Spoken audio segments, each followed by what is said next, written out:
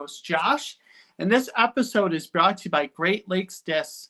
Whether you're looking for cool new gear or your new favorite disc, Great Lakes Discs has what you need. Click the Linktree link and you'll see the Great Lakes Disc link. Click that and start your shopping today. While you're on the Linktree, you will also see a link for Idio Sports. If you want to take your game to the next level, make sure you get Idio shoes on your feet. The only disc golf shoes made by disc golfers for disc golfers. Also use my discount code discseeker to save money on your next order. Without further ado, I'll let my guest fully introduce herself, where she's from, and how did she even get into disc golf. Mhm. Hi, I'm Tara Walker. I'm from Michigan. I got into disc golf kind of a little bit when I was younger. I had went for a round with friends and then I didn't really play again after that. So a friend gave me some discs and me and Lance got together and he seen that I had discs and asked me if I had ever really played and I was like, no. So he's like, well, would you want to? And I was like, absolutely. So he took me out for a round and I kind of got hooked after that. I we started going pretty much every day. So now I'm only a year into playing. Oh, nice.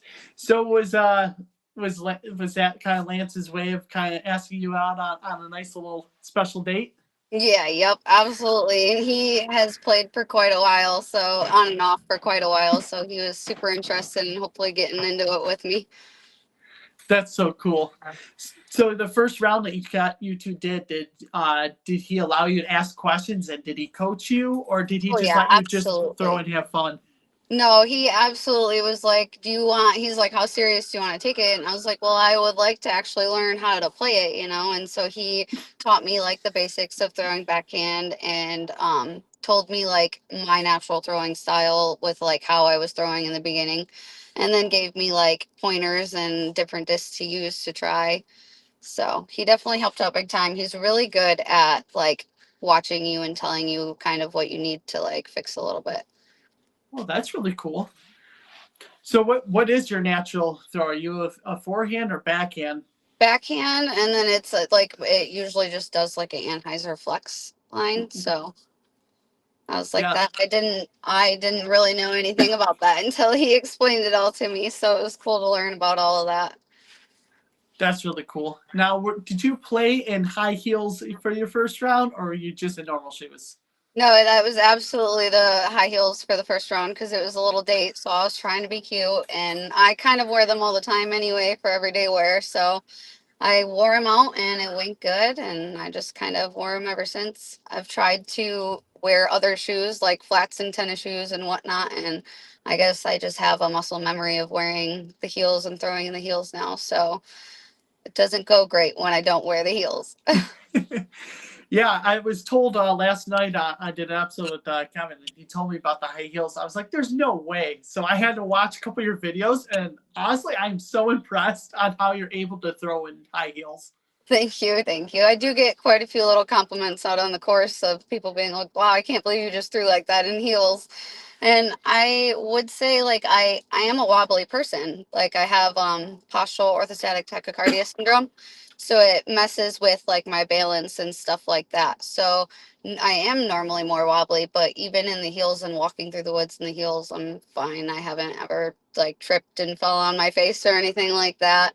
I will say it even helps in the wintertime, gives you a little bit more grip in the ice and stuff. Lance has fallen a couple times and I don't just because of the heels. Yeah, that's insane. Like, is it even comfortable to walk in like high heels down the trails to the next tee pad? Absolutely for me. I'm not saying I would recommend it for everybody, but I have a really high arch in my feet. So it's almost more uncomfortable to wear normal shoes than it is to wear the heels. That is so cool, and it's pretty cool that you're kind of basically known for high heel wearing. Yeah. Yes, Yeah. absolutely.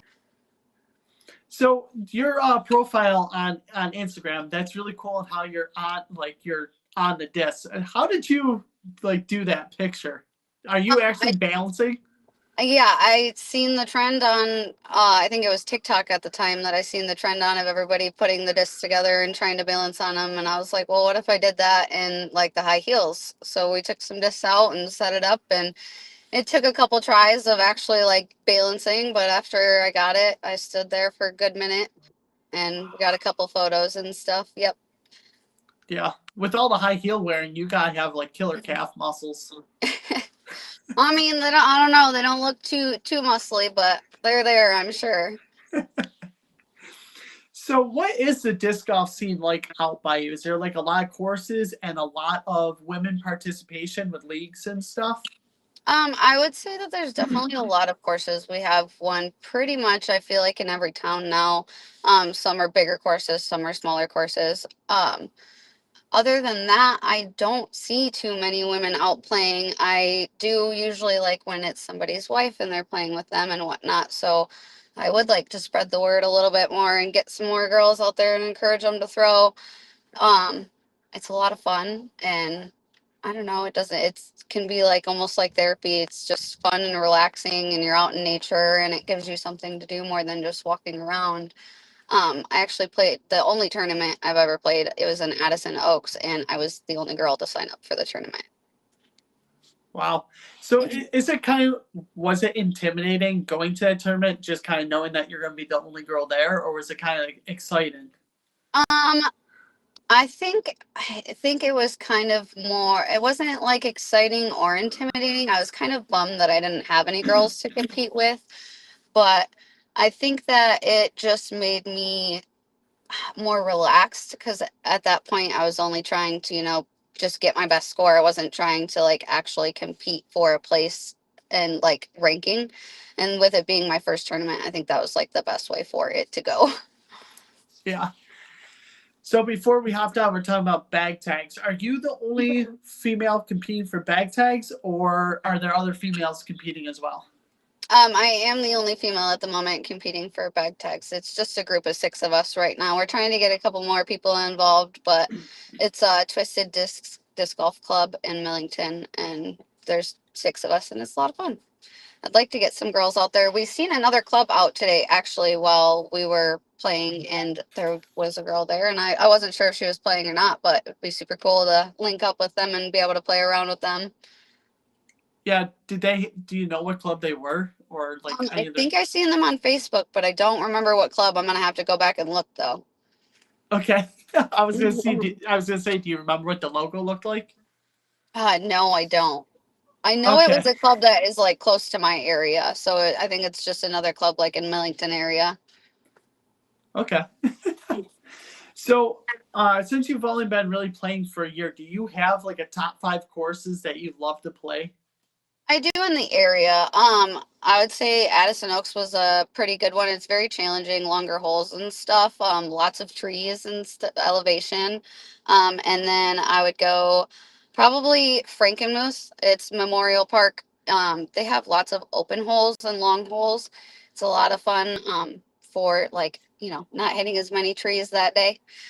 But then I like the wooded courses. So I like Millington, which is Arthur Latham, and then Beale Lake, that is between Clio Millington area. That's also very wooded and elevated. They have a couple open shots, but they're like up the hill, down the hill. And then Tamath, that's in Burt, and it's super wooded as well. Couple that have short tees and long tees. There's a couple open shots, but I like the wooded courses for the most part. Yeah, that's pretty cool. I'm completely opposite. Like I try and avoid wooded courses as much as possible because I just go tree hunting. I do too a little bit, but sometimes I can sneak through them, and that's when it's a lot of fun. Yeah. So when you're out doing rounds, how often do you just play casually, and then, or do you like actually? Do you and Lance decide, hey, let's go make some content today? Um, Most of the time we'll play like we'll do our first throw is our round and what we're keeping score for, and then like we'll do a couple more throws after that for some content and whatnot. So it's usually like we do them at the same time. Do you guys bring out gear to do the content, like like tripods and stuff? Or are you guys just using your hands and phones? Sometimes I'll use my hand. We always use our phones, but most of the time we do use a tripod. We do have like a catch cam that it's like binoculars, but it's also has night vision. So like we're thinking about doing a glow round soon and setting that up at the basket. That would definitely be cool. Yeah, it definitely gets some cool shots. Yeah. How hard is it to use like that, or is it pretty simple, pretty straightforward? It's pretty straightforward. You can zoom. It's like you just turn it on. There's the zoom in and out, and then you can turn like the night vision on, and then you can like turn it up in brightness or dark down in like brightness, and then you just hit record. I think it has a little remote too, so you can like hit the button and turn it on and off. Well, that's pretty cool. Have you guys ever thought about like messing around with like a drone, trying to get some drone footage and stuff? I have thought about that a couple times. It definitely would have to be a more open course than the ones we play most of the time. Yeah, I can imagine trying to zigzag through trees and follow a disc would be a little difficult. Absolutely. We would probably be spending quite a bit in drones. So, how much do you watch a lot of coverage at all, or do you kind of just not really? We have quite a bit. I like to watch like the FPO and stuff when I'm sewing and whatnot. I will say I don't feel like I've watched enough. So, do you catch more of the like the Jomez side? Because that's what I catch. I never catch it really live. I normally just kind of catch either the highlights or Jomez. Yeah, I do see a lot of like the Jomez videos and highlights on Facebook and Instagram. But usually I'll just go to like Disc Golf Network and watch them on there. That's pretty cool. What's been your favorite tournament so far that you've watched of the Pro Tour this year? Of this year, oof, I don't even know what I have watched of this year. I know it was. I think it was the first one that Gannon won. I don't know where it was. Yeah, I don't know. I don't know. My favorite one last year that I watched was the one here in Michigan, the Big Open. I think it Yeah, was. Yeah, yep. That was my favorite last year. I know that one for sure. that's pretty cool. So when the Pro Tour like comes to Michigan, do you and Lance go there to watch it at all? I only got into it last year, so we are planning on trying to go this year and watch it. I would love to take the kids even. They would love to watch it. That's really cool. Do you have any plans of if you guys get there? Do you got any plans of I want to get the signature of this and this person? I don't actually. I Ooh. mean, anybody that I would see would be super cool to see, you know, to talk to them or get a signature. But I don't. Nope. I don't have anybody specific picked out. I don't think. Yeah, no favorite player on FPO or NPO side? I mean, I have favorite players for sure. I think Calvin would be a favorite, and then Sylvia. I So don't know how to say her. Go ahead. Silva? Yes. Yes. Thank you. Yeah. Yeah, Yeah. I like watching Silva and how effortless her backhand is. It's like she puts no effort in it, it just goes. Yes, absolutely. Every video that I've seen of her is phenomenal, and I like her composure. Like even if she misses a big putt, she's like still looking like she made it. She's walking up and she's, you know, going to actually do it. Yeah, I wish I had that confidence after missing a putt. That's exactly how I feel when I'm like, well, if I could just have that confidence. Yeah. So, what's in your bag this year? Like, if you were to go play a round for like a tag, what are you bringing this year? So my putters that I use mainly right now are Witch Doctors, and then I think my favorite to throw would be my Danny Beauchamp Realm. Mhm. And then after that, I've been working on my forehand a little bit. I think Ooh. I think I like a vapor for when I throw my forehand, which is actually Flight Lab discs, which is like Gateway affiliate. Yeah. So, what drew you to Gateway? I think just them having so many different like sister companies and so many different options of discs in like the first place, and then like um Flight Lab, I really liked like some of their discs, and then how they have ice cream discs as well, like sister company through Gateway. I like that being with Gateway, you can have all of these other brands as well. It Yeah. doesn't limit you to just their brand. Yeah, that's pretty cool. It's kind of like someone like an open bag-ish, but not. Yeah. Yeah, absolutely. Yeah. It's like having way more options for this than just one company. Yeah. So if you were to take out a group of women for their first time, what would be like a disc that you would tell them all to make sure they had? I definitely feel like it would be like if they were starting out, probably the witch doctor. It's always good to start with a putter and see how your throws are going. I, you can control it a little bit better. I did not start out with a putter. I started out with a crave, but we worked our way up back to throwing putters to make sure that I was doing good. So, Yeah. So is that putter, is it beaded or non-beaded? um, it has a little bit of a bead. Okay, micro bead. Yeah, yeah. That So was witch really cool. doctor. Yeah. Now, do you always putt with the same putter, or do you have a putter for like, oh, this one's for when I'm up close, and this one's when I'm like kind of scrambling a little bit to get a little bit closer? I'm horrible, and if I'm like 50 feet out or so, I will use my driver. I started when I started playing. I just played with the one disc, and so I was using that for my putts anyway. I really didn't start using a putter until the last couple months. Oh, okay, that's pretty cool. Yeah, I've been taking out. I've been meeting up with a group of guys, and a bunch of them are just starting out, and it's kind of funny because it's like they do the same thing that I did when I first started, where they were putting with drivers and they didn't Yeah. understand there's actual putters. Yep. So yeah, yeah, it's pretty cool. So how's your forehand going? Are you finding out that you're more of a flex forehand player, or are you a hyzer flip? It is more of a flex forehand. It's going pretty good. I just need to get way more consistent with it. Yeah. Have you ever watched Owen throw her flex forehand? Yeah, that's actually kind of how I throw it because I was trying the more normal way and I was not having a good time. It was not going good at all. And so we kind of watched, I did it one time and Lance was like, "Hey, you kind of throw like on," and I was like, "Okay, well, let me just try to do that then." And then it's been going a bit better than it was before. Yeah, that's kind of how I like learned my forehand was watch her. Because if hmm you ever see my videos of my forehand, it's not anything like anybody else's. hmm So yeah.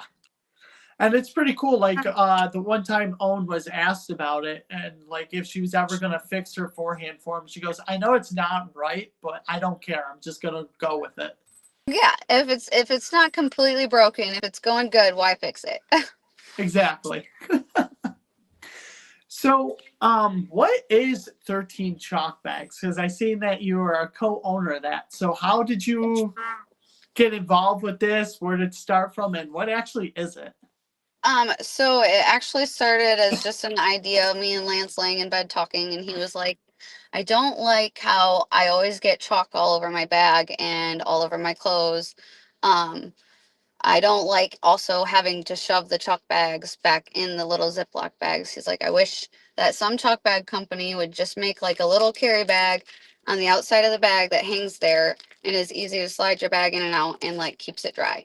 And I was like, well, I could make that. And he's like, you could? And I was like, yeah. So I ordered the stuff that week and started like making the rough draft for it. And I showed him and he got super excited and he was like, I can't believe like you can actually do this. And I was like, yeah. And so I tried like a couple different chalks out before I even like put up the website or anything. Um, but yeah, this is what it looks like.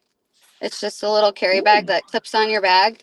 There's plastic on the inside of these two fabrics. And then this is the chalk bag. that So, is so cool. yeah, I put about 40 grams of chalk in each bag. This one's actually an upholstery fabric. So it's a thicker fabric. It doesn't make as much of a mess as like the cotton chalk bags. Hmm. But we do have a couple cotton chalk bag style designs on the website as well. That's so cool. So, does your chalk do like is your chalk different than most? Like, does it absorb more moisture from your hands, or does it give extra grip? It gives extra grip, and then I noticed that like it doesn't leave you with like a nasty residue feeling, but it gives you that little bit of like tackiness on your hands. And it's really nice for definitely like when you're sweating or even when it's a little bit rainy and wet and you're trying to dry your hands off and like, you chalk up a little bit and then you throw and it goes way better. Yeah, the only experience I've ever had with the chalk bag, I tried once. It was kind of during a rainy round in my hands, Mhm. and I like it's like it became cement on my hands. I couldn't get it off, and I was just stuck for the rest of the round. I was like, oh, Yeah, I think some of that comes into play if like chalk bags are using like a filler with the chalk. Because some companies they'll put stuff in the bag with the chalk to kind of like um almost make it like stay dry longer, like if it does get wet. But I trust my product. I only put the chalk in there, and then if I've had like a chalk bag get wet before, and if you just leave it on the counter to dry, like it'll be soaked, but it'll dry right back up and work just the same as it did before. that's really cool. So, do you like are customers able to order like a specific pattern, or do you have like just patterns laid out and then they just select what they want? I have multiple designs up on the website, and then like for perfection, they got a hold of us and they wanted a custom order, and so we planned out what fabric design that they wanted and like what logo they wanted to use on the bag, and we're able to do any pretty much any type of custom bags anybody would like. If somebody sends over a logo, I can get it printed right on the fabric, or you can get like a colored fabric and then I can do like a heat patch on the outside of the bag with their logo. That is so cool. So, do you actually sew these bags up yourself and actually do it all yourself? Yeah, yep, I hand Oh sew all wow, of it myself. I didn't even look up a like I would say like a product design. I designed it all myself. I just ordered the zippers and got to work. I will say I've like sewed for a long time now and stuff. Like I made masks during COVID and sold masks during COVID and stuff like that. So I've always liked sewing. yeah. Where did you learn to sew? Was it something that you just picked up over the years, or something that you learned when you were little? It's actually something that I learned when I was little. My neighbor June next door, she was just a little old lady who had, she had kids and stuff, but they weren't always over. And I was always home next door, so I'd always go over there and play games with her and stuff. And one day she asked me if I wanted to learn to sew, and she taught me how to do it. And I do remember even sewing in school a couple times. They like making blankets. I believe they donated them to churches after we made them in the classroom. So sewing's been like a big part of my life ever since I was little. That's really cool. So, when you're like getting the fabric ready, do you have like a pattern layout, or are you able to just memorize like how big things are, and you just naturally cut everything right to size? Yep, I remember all the sizes I need to cut the fabric and everything, and I cut it out and then lay it all together and just sew it. I kind of call it a little bit of chaos sewing. Like I know how to sew, but I just kind of do it when I get to the bags. That's super impressive to be able to just go on muscle memory and everything, just do it, but basically like freehand. Yeah, yep, that's kind of what it is. That is super impressive. So what is like the futuristic goal for 13 chalk bags?